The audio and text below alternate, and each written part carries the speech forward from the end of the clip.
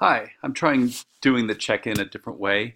What I'm doing is, I'm not using my phone, I'm using my computer.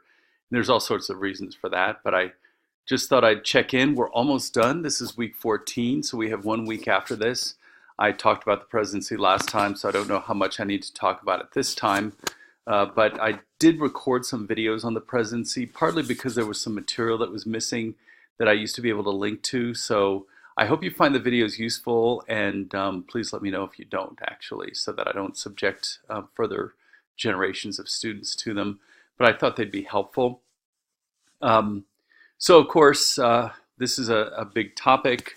It's in the news a lot, and I hope you find this information informative and helpful in terms of understanding our political system. What else? Oh, so we have 1 more week left, which means we're going to cover the judiciary next week. But also, we have one more assignment, and I'm going to give you a preview. I'm going to try and get it up relatively soon, but what I'd like you to do is propose a bill to Congress. And in order to do that, you need to discuss a specific bill, why it's constitutional. That's two. I'm moving my hand over here, so it wasn't helpful. Third, discuss the process through which it would go through Congress. So, the various committees and subcommittees, and we have a list of that in this session on Congress. And I'll talk about this in the assignment.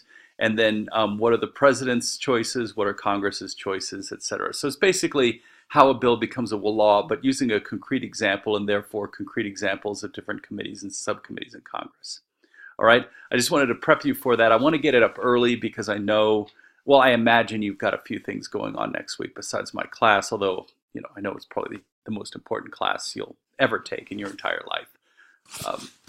So anyway, I hope you have a good week. I apologize. I'm looking at myself. I'm a little scruffy today, but I hope you have a good week, and I'll talk to you soon. Bye.